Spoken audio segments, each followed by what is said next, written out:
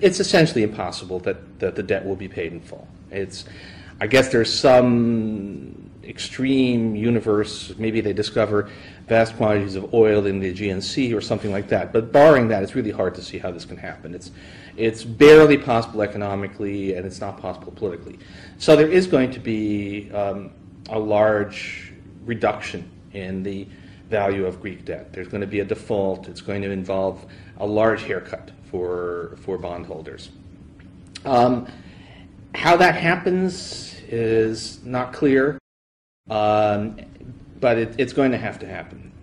I feel really sorry for Papandreou and the people around him, because they are good people. They're not stupid. But the thing about something like this is you as the leader of a country basically cannot be the person who pulls the plug unless there's absolutely no alternative left. And so they have to play this thing out until the bitter end, and maybe it has to be someone else. So I think a lot about Argentina in 2001, where De la Rua in Argentina pretty much saw the writing on the wall. But he could not be the person to say, this is not going to work. And it really had to be somebody else in the end. So there's something like that. Now the question, when a default happens, is whether it's just a default or whether it's also an exit from the euro. There might very well be a high-speed banking crisis, and that's the moment when it might well happen that Greece either decides to or is in effect forced to leave the euro. And it's a hugely messy affair.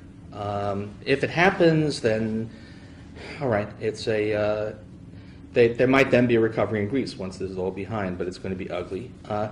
And there will be contagion effects. I guess I'm still betting that most of the Eurozone survives, that probably only Greece, if anyone, drops off, that there are defaults in Greece and Ireland and Portugal, but not in Spain. But I'm not sure of that. And there is a story where the dominoes just keep on falling. There's a quite good argument that the euro itself was a mistake. That we had a lot of discussion 20 years ago about this. Is Europe an optimum currency area? And the conclusion, most analysis, was no. And it's actually turned out that the difficulties are even wider than we realized. We knew that lack of labor mobility and lack of fiscal integration were going to be a problem.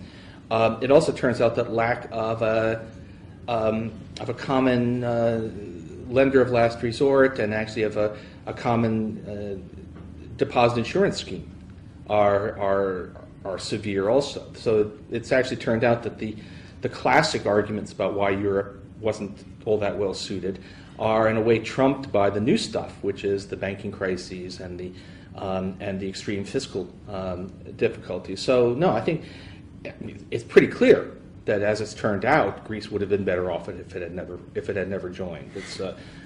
It's a pretty good case that Spain would be better off if it had never joined. European leaders are still, for the most part, trying to deal with this as if it was a transitory liquidity problem. It's not. Greece has acquired a very large debt based partly upon just a fit of absence of mind, but also based upon beliefs about future growth prospects that just are no longer realistic.